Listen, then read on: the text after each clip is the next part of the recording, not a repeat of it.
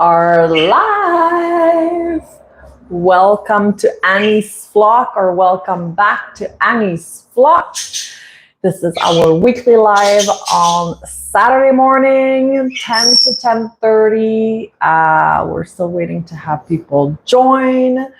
But in the meantime, just a quick reminder that every Saturday morning from 10 to 10:30, I go live on Annie's Flock to talk about birds. Parrots more specifically, of all sizes, but I do share my experience with my own birds, my own flock that's in the back here. And I talk about a different topic every single week. And you get to choose that topic. And how you do this is I put up a poll, usually on Thursday before the weekly live, so the Thursday before, with different topics. And then you get to vote for which topic you prefer. And I put this on under my post tab on my YouTube channel, as well as on Annie's Flock Instagram story. And if you don't follow me on Instagram, then look at the link in the description box of this live or replay if you watch it on replay. And you can vote there as well, and follow us, me and my birds, on Instagram. So what is this week's live subject? So what has been chosen is a little story time, my flock's dynamic. So I have some notes here. I'm going to pull my glasses. Oh, they are a little bit dirty. I have some notes here. So first off, every flock's dynamics is different depending on your lifestyle, depending on which bird you have, how many birds you have. Are they all the same species or not? It will really vary, right? Depending on what type of flock you have. But I thought that by sharing my flock's dynamic, it could help understand, if you're looking to have multiple birds instead of just one, what does it look like to have multiple birds? And hopefully you can hear me well. I rarely do this in my birds room, but I thought of giving it a go. You have all my birds behind here, and my patio door is open. So let me know if you don't really hear, or you can't hear me well, and then you can hear me well. Okay, awesome, perfect. Thank you so much. Okay, hello. All right, so if you missed what the subject for this week's live is about, is little story time. I'm gonna be talking about my own flock and their own dynamic. So it's different. Every flock's dynamic is gonna be different. But this is going to give you a good idea of what it looks like to have multiple birds, really. All right. So, and then if you have any questions regarding parrots, birds, but most specifically parrots, please put that in the group chat, and then I'll try to answer my best to your questions. And yes, I have to put my reading glasses because I'm old. I am well. Oh, this is Lucy that decided to say hi, my Indian ringneck over there. And then if you want me to bring one of the birds out, let me know too. I know sometimes it's a little bit distracting. She's loud. Yeah, Indian ringnecks are loud. Oh, I'm sure it's really loud in your ears. Oh my gosh, I might have to take her out because she's looking at me and she's like, can I be part of this? Can I be part of this? Okay, if it's too loud, I'm gonna have her out. All right, so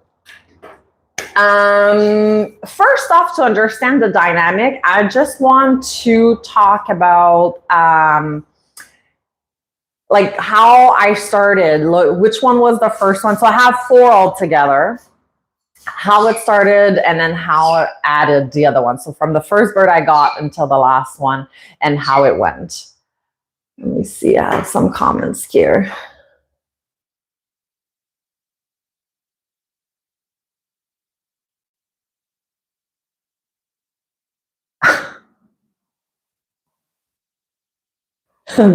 Yeah, raccoons are not loud. Not like these guys anyways. All right, so my first, okay, I'm gonna let her out because you guys won't be able to hear me at all. Okay, come on, baby, you want to get out? Come on. Okay, you can come out. All right.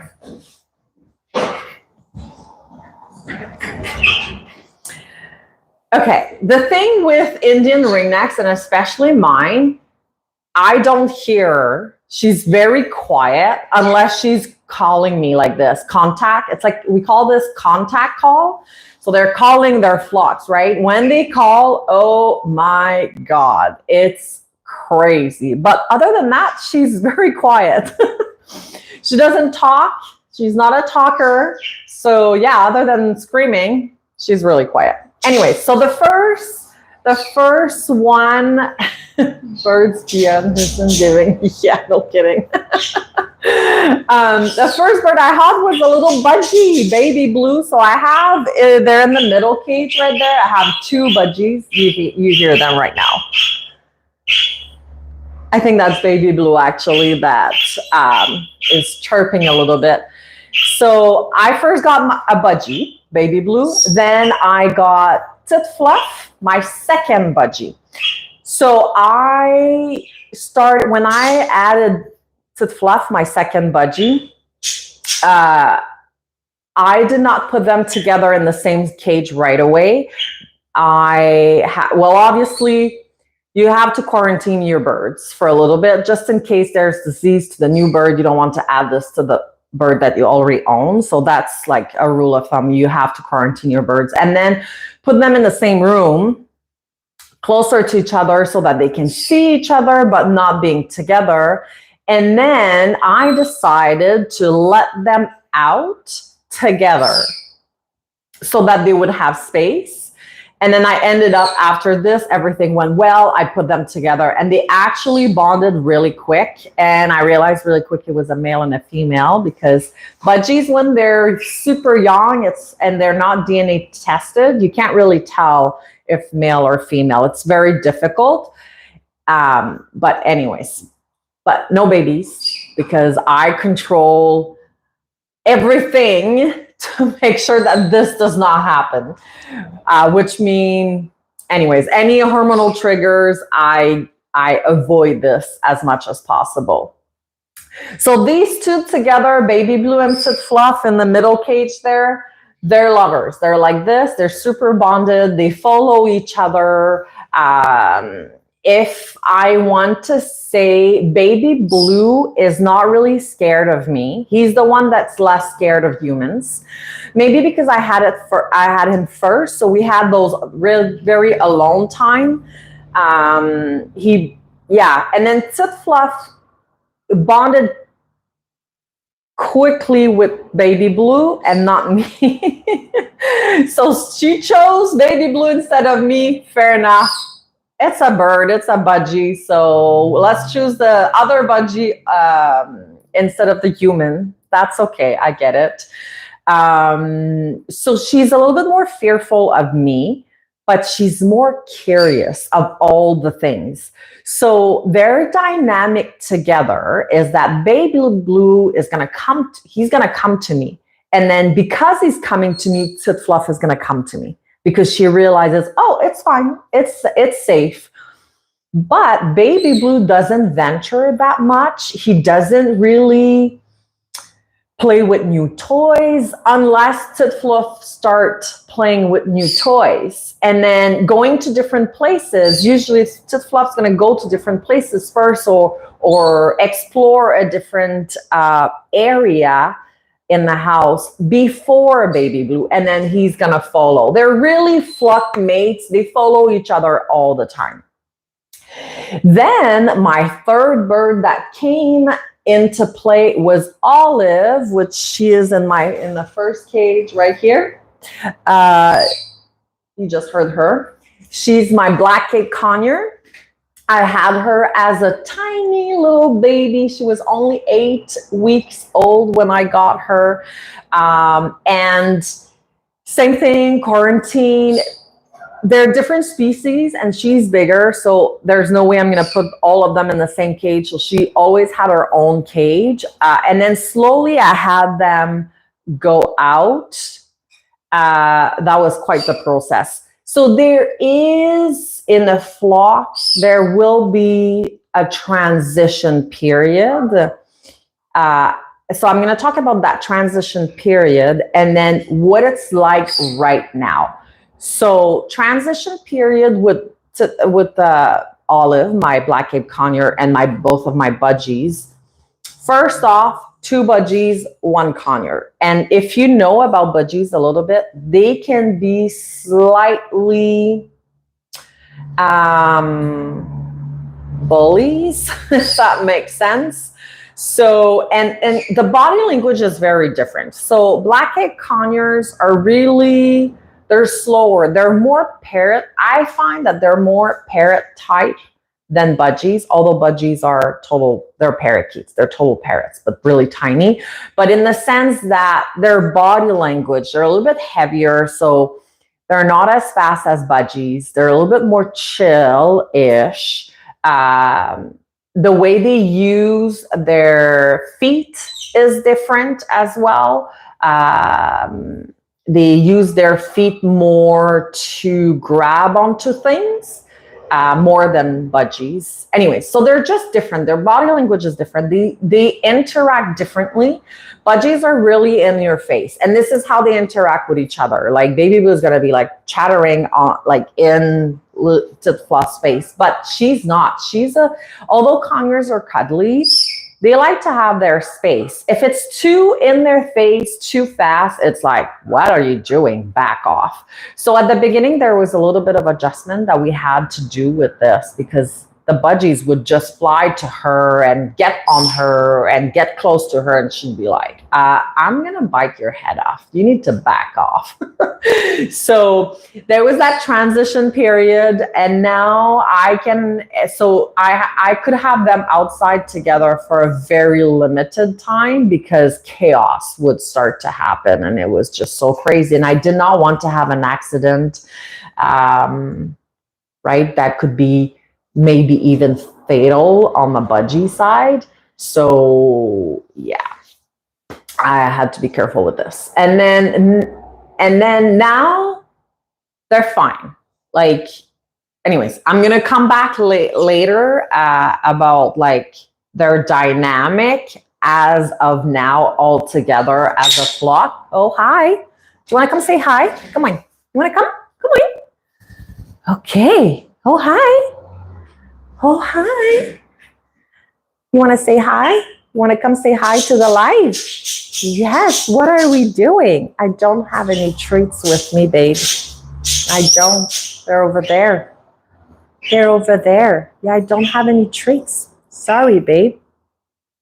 What are we doing? Are you staying with me or do you want to hang out in your play stand? Huh? What are we doing? Do you want to go there?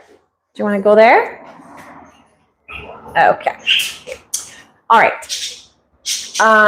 Then I got my 4th and last bird, which is Lucy, my Indian ringneck that you just saw.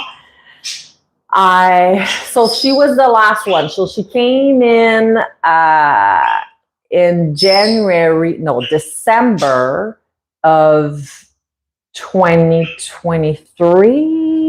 Yeah, December of 2023. So it's been about 1.5 years that she's been with us. She was completely untamed when I got her at like 100%. The breeder said she's not to be handled. She used to be a breeding bird that got rejected from her male. So she had no purpose really for the breeder. And he had a really hard time, I guess, to sell her because she's a little bit older. She's probably 8 right now-ish. And then because she's untamed, nobody really wanted to have her. And Indian ringnecks are hard too. So if they're not tamed, it's very difficult. But I took the challenge, and because she was entering a flock, that's my theory. I think because she was already entering a flock that was established and that I had good interactions and relationship with, and it was easier for me to tame her. And this is where I think my flock dynamic gets very interesting. It's because I think that although Lucy and Olive are very different birds, Lucy very hands-off-ish. You see, she flew to my hand and it was fine, but more skittish towards humans. Oh, Baby Blue is loud right now. Oh, maybe it's a fluff. And Olive has no fear of me, like none. She fears other things, like random stuff sometimes, but no fear towards me. So this is this is where I think my flock dynamic is very interesting. So it really helped me, and I guess Lucy as well, to integrate, as she was watching me train with Olive. So there are different way of seeing this. So there's positive and negative. I think, negative, pros and cons, let's just say, to train your bird in front of another one without having both out. It can make one jealous, and it can help the other bird that's scared of you when you're training with the other one. I hope this makes sense, to understand that I'm not a threat. So parrots are very, very smart. They really learn fast, and they understand really fast when things are not a threat, if you will. So this is where that transition was really cool. So Lucy, my Indian ringneck, doesn't endure or handle any other type of birds. She hates them all. So I can't have all my birds out. This is where my dynamic is at the moment with all of them. But then I'm going to come back to, I know this is very confusing. My brain is all over the place. But what I want to say is that at the moment, my flock dynamic is that my 2 budgies are buddies. They can be outside with Olive being outside in the room or in the house and not really be bothered with each other, unless the budgies are starting to bug Olive, because like I said, budgies are a little bit sometimes kind of bullies. Then Olive's gonna be like, okay, you guys, you need to back up. But they will respect that because they've learned each other's body language, right? Sorry, I'm gonna just take a sip of water.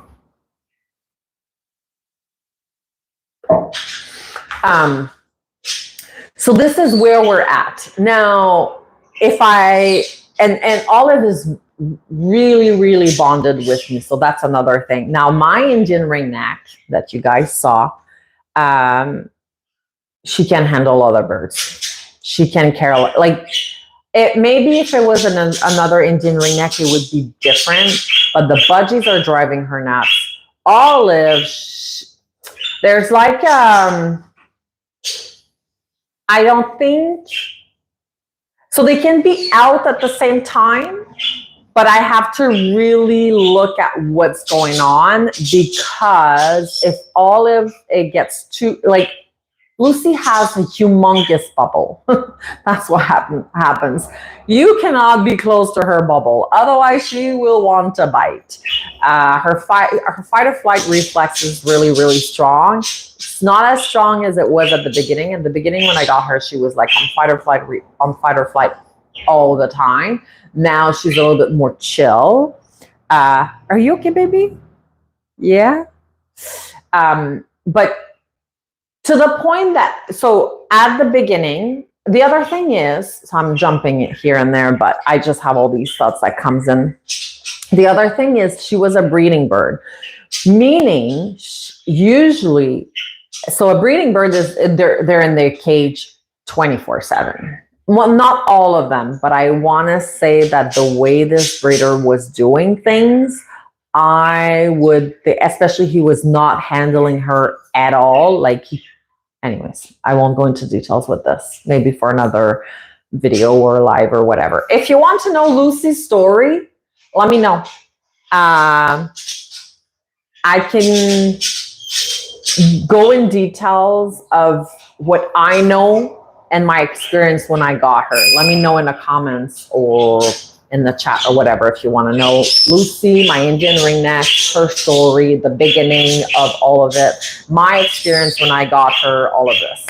Could be a whole video. Anyways, so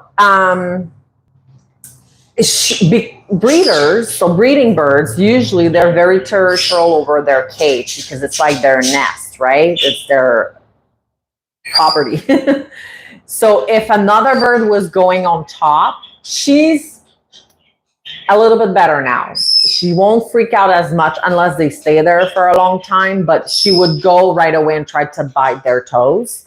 So I had to be really careful with this and have a look on that. And then same thing, if she was out and the other were in their cage, she was trying to bite the other birds through the bars. Like, it was just so crazy. She doesn't do that anymore though. She's fine. She doesn't want to bug the other birds. As long as they don't bug her, she's okay. So I can having 4 of them all together in the same room. Well, my bird room is pretty big, actually. You don't see all of it. It's pretty big. And then this side, I have a door that goes to the kitchen. And I mean, they can go everywhere. It's fine. Olive usually will just want to stay with me. And then Lucy, she hangs out. She really, I'm going to show you. So I have a play stand here that she loves. There you go. She's right there. She loves to hang out there. My budgie loves to hang out up there. And Lucy and Olive, my black-eyed conure, she loves just hanging out with me. Wherever I am, she's going to be with me. Anyway, so I can have all 4 of them together, but for a very short period of time, because then the budgies, they go crazy. They fly everywhere. They're really fast, and they annoy the heck out of Lucy, my Indian ringneck, and then chaos starts. So, and then having Olive and Lucy, so my Indian ringneck and my black-eyed conure out at the same time, I just have to be really mindful of where they're going, what they're doing, what I'm doing myself, what my body language is, because if I have Olive on me, but I don't realize and I cue Lucy to come flying to me as a gesture that I'm just doing something, she flies to me and I have both on me, sometimes it can get really messy and chaotic. So I do this for a short period of time. What I want is to be able to have short interactions and positive to build on that. So, I mean, Lucy might never be able to get along with the other ones because I don't know what happened in her past. I know she has a toe that's missing. So did she get attacked by another bird? Did the male rejected her so bad that he went crazy on her? I don't know, right? So I have not a lot of information about this, but she may never be able to get along with the other birds, and that's fine. I'm just going to respect that and work through it. But the good thing, though, is having Lucy coming in on board in my flock while I have all these guys is that even though she was fully untamed. So this is my theory. She was untamed, not to be handled from what the breeder that I got her from told me. And I decided to not follow this instruction and to eventually handle her. That was a full process. And I have some videos about this on my channel if you're interested. And I can make a live about this as well in the future if you're interested for me talking just about this. But seeing for Lucy, looking at me interacting with Olive and training her and giving her treats, I think really helped me in my relationship with her. I have some training sessions, especially like teaching tricks. So the first trick that I taught her, well, first, target training. That was like the beginning of all. But the first trick, like fun tricks, was the spin. So they spin on their like, they're on a perch or like a T-stand, and then they just go like they do a spin on themselves. That was the first trick. And I was teaching Olive to do it. Well, Olive knew how to do it. I was just doing a training session to keep up with it. And then I was teaching Lucy at the same time, and she learned so fast. And then I just had to clean it up. But I really believe that she learned that fast because I was training both together. Because I was training both together, or if I was training Lucy, Olive was in her cage sometimes, and vice versa, she would see and learn from my training sessions with Olive. I truly believe that.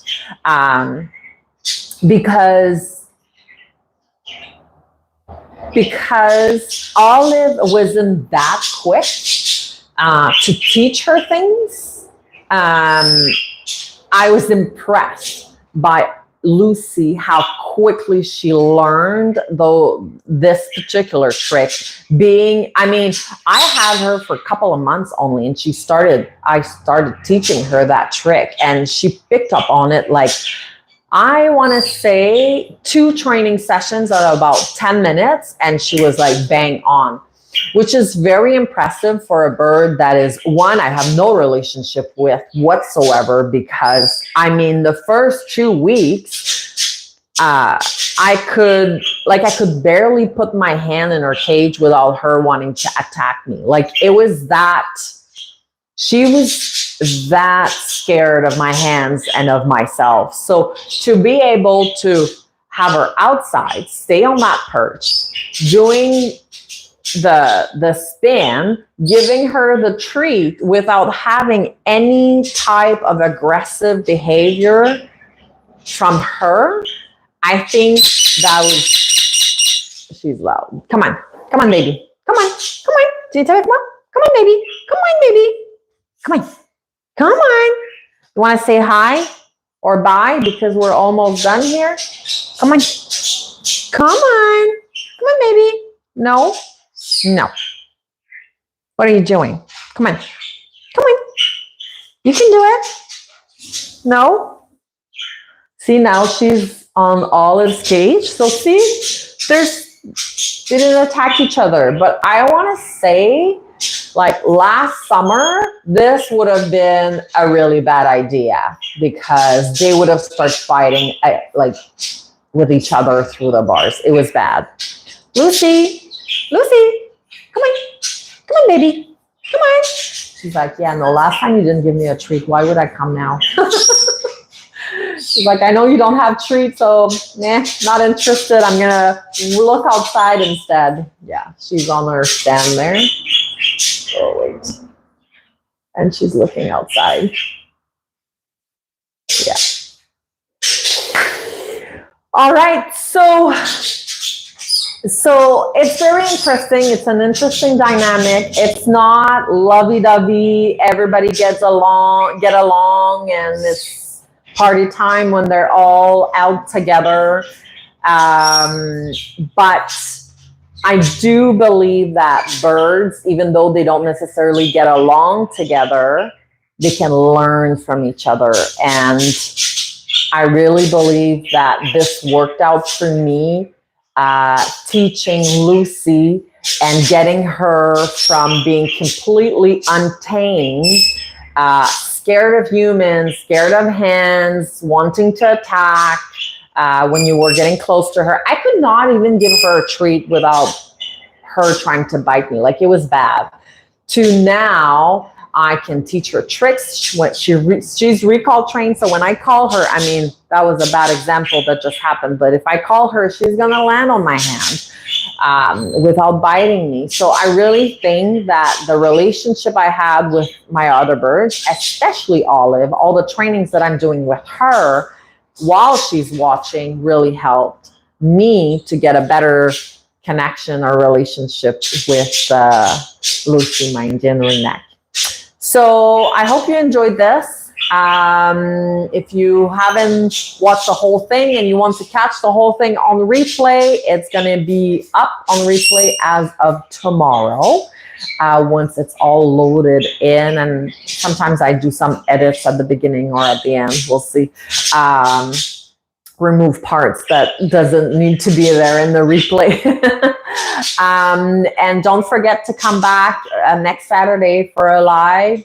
I am currently doing lives every Saturday, but I am thinking that, because it takes a lot of time to, well, not a lot of time, but I feel like I don't have as much time to release like videos since I started those weekly lives. So I'm thinking maybe of going onto a monthly live basis. I'm not sure yet. I'm still thinking about it. If I do switch over to a monthly live, again, you can let me know in the comments if you'd rather have a monthly live instead of a weekly live.